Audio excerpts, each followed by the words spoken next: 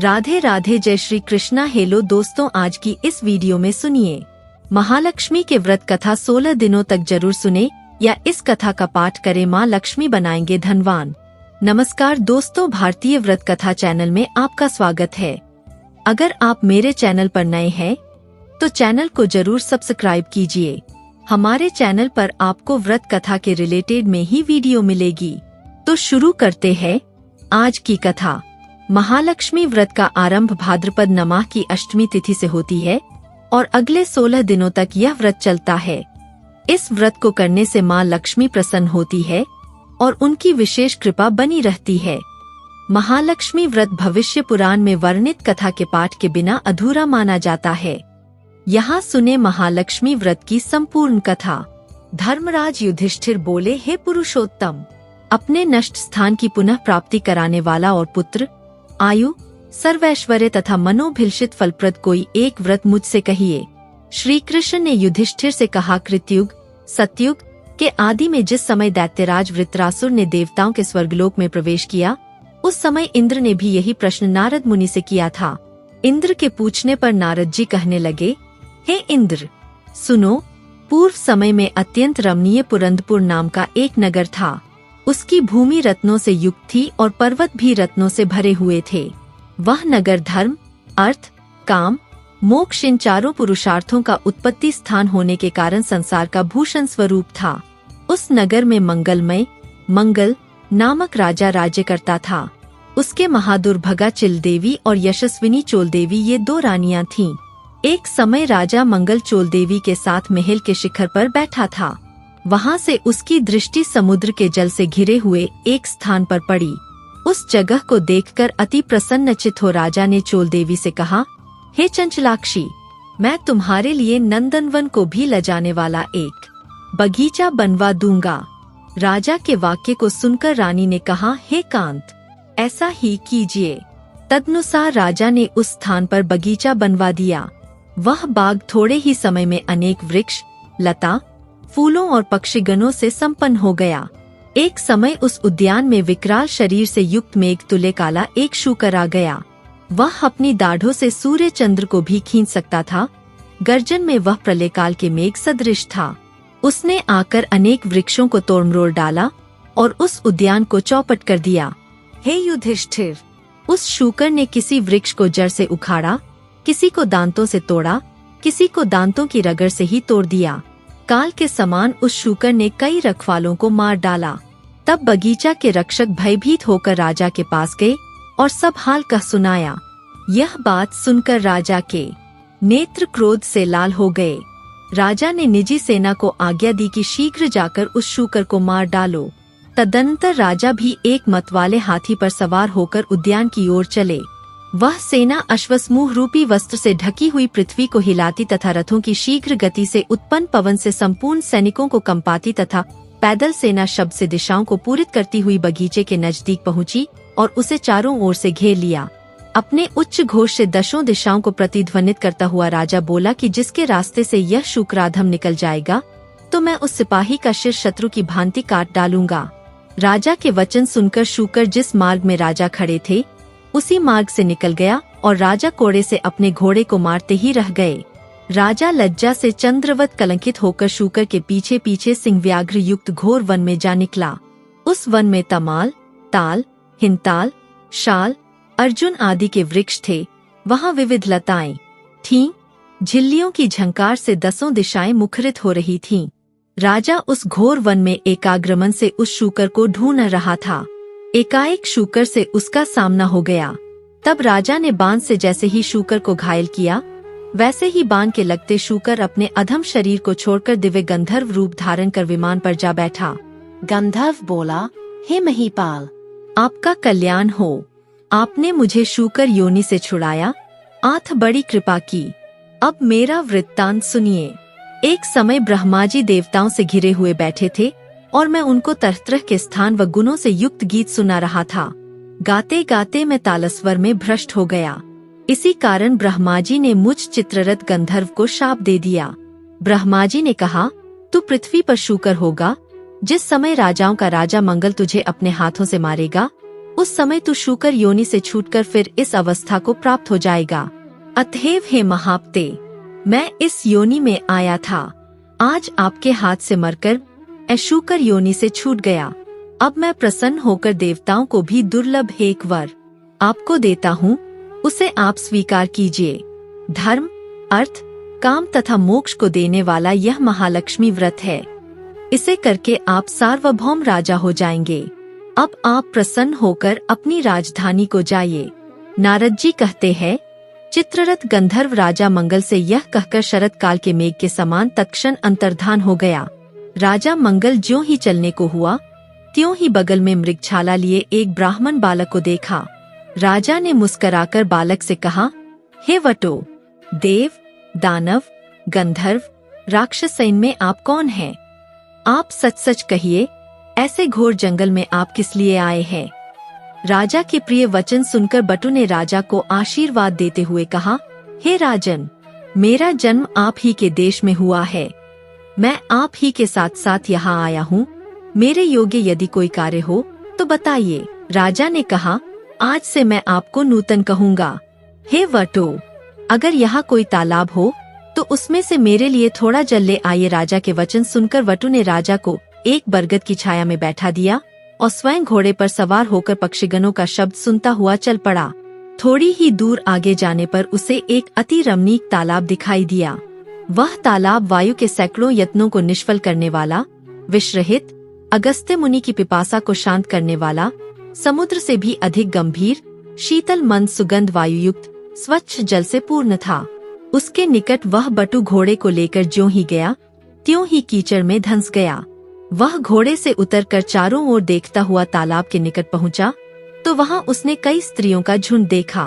अनेक दिव्यांबरों को धारण किए दिव्य अलंकारों से युक्त होकर स्त्रियां कथा कह रही थीं। तदनंतर वह उन स्त्रियों के पास जाकर अपना वृत्तांत बताता हुआ कहने लगा। बटु ने कहा, हे स्त्रियों, बड़ी भक्ति भाव से यह आप क्या कर रही है? इसकी क्या विधि है और इसके करने से क्या फल होता है, वह मुझे बताइए। बटु के वचन सुन और दया भाव से प्रेरित होकर वे स्त्रियां कहने लगी, हे विप्र, तुम एकाग्रचित्त होकर श्रद्धा भक्ति के साथ सुनो। जो माया, प्रकृति और शक्ति आदि नाम से त्रैलोक्य में प्रसिद्ध है, उसी महालक्ष्मी का यह व्रत है। हे बटु, इसकी विधि इस प्रकार है। इसका प्रारंभ भाद्रपद के शुक्ल पक्ष की अष्टमी तिथि से किया जाता है। उस दिन प्रातःकाल उठकर 16 बार हाथ पाँव और मुख धोकर 16 तंतुओं से निर्मित तथा 16 ग्रंथि से युक्त एक डोरी बनाकर उसे चमेली के पुष्प, कपूर, चंदन, अगर आदि सुगंधित पदार्थों से पूजा कर महालक्ष्मी नमः इस महामंत्र से उसके 16 ग्रंथियों को अभिमंत्रित करे और कहे, हे महालक्ष्मी, धन, धान्य, पृथ्वी, धर्म, कीर्ति, आयु, श्री, घोड़ा, हाथी और पुत्रादि सब मुझे प्रदान करिए। इस प्रकार प्रार्थना करके उस डोरे को दाहिने हाथ में बांधे और अक्षतों के साथ 16 दूब के पौधों को हाथ में लेकर एकाग्रचित होकर कथा सुने। जल में दूब को भिगो भिगोकर अपने सिर, हाथ तथा पैरों में मार्जन करें। भाद्रपद शुक्ल अष्टमी से आश्विन कृष्ण अष्टमी तक 16 दिन नित्य हाथ में अक्षत लेकर कथा सुने। 16वें दिन आश्विन कृष्ण अष्टमी को सायंकाल के समय जितेंद्रिय हो स्नान कर सफेद कपड़े पहनकर पूजा घर में जाएं। वहां पर पूर्वाभिमुख हो पवित्र आसन पर बैठ अष्टदल श्वेत कमल बनाएं। कमल दल के किनारे इंद्रादिक शक्तियों को लिखें। कर्णिका में श्वेतांगी, श्वेत वर्ण वाली, श्वेत पत्र, मोतियों से अलंकृत, कमलासना, हास्ययुक्त, कमलवत मुखवाली, शरद चंद्र के तुल्य कांतिमती, चतुर्भुजा, 2 हाथों में कमल लिए, अभयदायिनी, दोनों ओर से हाथियों के शुंडों से जल से सींचती हुई अटल क्षत्र युक्त महालक्ष्मी का ध्यान करता हुआ कपूर, अगर और चंदन से महालक्ष्मी की पूजा करें। उनका आह्वान करके कहें, हे महालक्ष्मी, विष्णु के स्थान से तुम यहाँ आओ। हे देवी, आप ही के निमित्त मैंने यह षोडशोपचार पूजन की सामग्री जुटाई है। हे विप्र, व्रती 16 दिन पूरा होने पर किस विधि से उद्यापन करे, वह भी सुनो। सुवर्ण के श्रृंग से युक्त गौ तथा सुवर्ण आदि किसी विद्वान और वेद पाठी ब्राह्मण को दान करके दे। तदनंतर यथाशक्ति दान देने से यह व्रत पूर्ण होता है। साथ साथ ब्राह्मणों को वस्त्रादिक भी दान देना चाहिए। इस प्रकार विधि विधान बता करके स्त्रियां बोली, हे विप्र, सब व्रतों में उत्तम यह व्रत हमने तुमसे कहा है। इसके करने से मनोवांछित फल अनायास प्राप्त हो जाता है। हे विप्र, तुम इस उत्तम व्रत को करो और राजा से भी कराओ। यदि कोई अन्य श्रद्धावान पुरुष मिल जाए तो उससे कहो और उससे भी व्रत कराओ। हाँ, नास्तिकों के समक्ष यह व्रत कभी मत कहना। स्त्रियों के वचन सुनकर ब्राह्मण बालक उन स्त्रियों को नमस्कार कर और घोड़े को कीचड़ से निकालकर और उसे पानी पिला कमल के पत्ते में राजा के लिए जल ले और घोड़े पर चढ़कर राजा के पास आया। राजा को जल देकर उक्त व्रत का महात्म्य राजा से कहा और अनेक भांति की सामग्री जुटाकर उस व्रत को राजा से कराया। वह मंगल राजा एवं वटु इस व्रत के प्रभाव से राजाओं में श्रेष्ठ राजा हुआ। वह राजा मंगल घोड़े पर सवार होकर अपने नगर के समीप जा पहुंचा। राजा को आते देखकर पुरवासी तुरही आदि बाजाओं को बजाते, हाथों में बड़ी बड़ी ध्वजाओं तथा माला को लिए कलशों को सिर पर रखे और घंटा आदि बजाते हुए आए। उस समय वह नगर अत्यंत सुशोभित था। मार्ग में रूपवती स्त्रियां राज दर्शन के निमित्त दौड़कर उपस्थित हुईं। इनको दर्शन देते देते राजा मंगल उस ब्राह्मण के सहित अपने महल के निकट पहुँचे। घोड़े पर से उतरकर महाराज मंगल अपनी पटरानी चोल देवी के महल में गए। जाते ही रानी ने राजा के हाथ में एक डोरा बंधा देखा। इस पर रानी ने अत्यंत क्रोध करके कहा कि मालूम होता है राजा शिकार के बहाने किसी दूसरी स्त्री के पास गया था। उसी के सौभाग्य के लिए राजा ने हाथ में यह डोरा बांध रखा है। उसी का भेजा हुआ ब्राह्मण बालक भी मुझे देखने आया है। ऐसा विचार करके चोल देवी ने राजा के हाथ में बंधा डोरा तोड़कर पृथ्वी पर डाल दिया। राजा मंगल भी सामंत, मंत्री तथा अन्य भृत्यों के साथ वन की बातें कर रहा था। इसी कारण राजा ने रानी को डोरा तोड़ते नहीं देखा। संयोगवश उसी समय चिल देवी की एक दासी वहां कुछ कहने आई थी। उसने वह डोरा उठाकर उस ब्राह्मण वटु से उसका कारण और व्रत पूछा। तब दासी ने चिल देवी के पास जाकर वह व्रत बताया और ब्राह्मण वटु को बुलाकर विधिवत महालक्ष्मी का उत्तम व्रत किया। 1 वर्ष बाद महालक्ष्मी पूजन के दिन चिल देवी के महल में बाजाओं का शब्द हुआ और यह शब्द राजा मंगल ने भी सुना। तब राजा को महालक्ष्मी के व्रत की याद आ गई और वह ब्राह्मण बटु से कहने लगा, अरे आज महालक्ष्मी की पूजा का दिन है, मेरा वह डोरा कहाँ है? यह पूछने पर बटु ने चोल देवी के द्वारा डोरा तोड़े जाने का हाल कहा। वह सुनकर राजा चोल देवी पर अत्यंत कुपित हुआ और कहने लगा, आज से चिल देवी के ही घर में पूजा करूँगा। इसी समय राजा ब्राह्मण बटु को लेकर लक्ष्मी जी के पूजनार्थ चिल देवी के घर में गया। उसी समय लक्ष्मी जी एक वृद्धा स्त्री का रूप धारण कर परीक्षा के लिए चोल देवी के महल में गईं। चोल देवी वृद्ध रूप धारिणी लक्ष्मी जी से कहने लगी, अरे दुष्टे, तू यहाँ से शीघ्र चली जा, मेरे घर में आने से तेरा क्या लाभ है? दुष्टा चोल देवी से अपमानित महालक्ष्मी चोल देवी को शाप देती हुई कहने लगी, तूने मेरा अनादर किया, उसके प्रतिकार के लिए मैं तुझे शाप देती हूँ कि तू शूकर मुखी हो जा और यह मंगलपुर कोल्हापुर हो जाए। तभी से वह नगर कोल्हापुर कहलाने लगा। लक्ष्मी जी वहाँ से चलकर उसी वेश में चिल देवी के घर में आईं, तो वहाँ पर लक्ष्मी जी की अनेक प्रकार से सम्मान पूर्वक पूजा हुई। पूजन के बाद लक्ष्मी जी ने वृद्धा रूप छोड़कर सत्य रूप धारण किया। तब चिल देवी ने पंचोपचार से भली भांति उनका पूजन किया। इस पर महादेवी ने प्रसन्न होकर चिल देवी से वर मांगने के लिए कहा। श्री लक्ष्मी जी बोले, हे चिल देवी, तुम्हारे पूजन से अति संतुष्ट हूँ, हमसे तुम जो चाहो वह वर मांगो। चिल देवी बोली, हे सुरेश्वरी, आपका उत्तम व्रत जो करे उसका घर जब तक सूर्य चंद्र है तब तक आप न त्यागे। आज से इस राजा की संसार में प्रसिद्ध हो और हे देवी, आप में मेरी अचल भक्ति सदैव बनी रहे। जो यह कथा सद्भाव के साथ पढ़े या सुने उनको आप सदा मनोभिलषित फल दें। तब लक्ष्मी जी तथास्तु कहकर वहाँ से अंतर्धान हो गईं।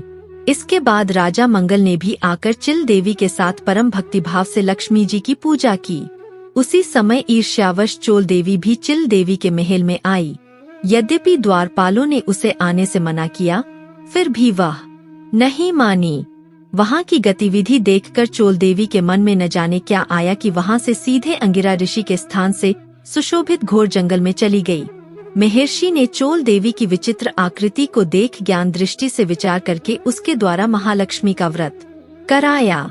उस व्रत के करने से चोल देवी महायशस्विनी हो गई।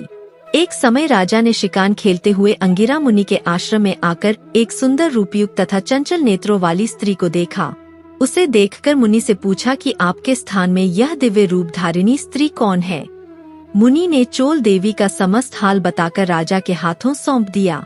तब राजा चोल देवी के साथ नगर में आकर चिल तथा चोल देवी के साथ अनेक भोगों को भोगने लगा। वह नूतन नामक ब्राह्मण वटु महालक्ष्मी के व्रत के प्रभाव से बृहस्पति की भांति राजा मंगल का मंत्री हुआ। वह राजा पृथ्वी के समस्त सुखों को भोगकर अंत में आकाश में जाकर विष्णु दैवत नामक श्रवण नक्षत्र बनकर स्थित हुआ।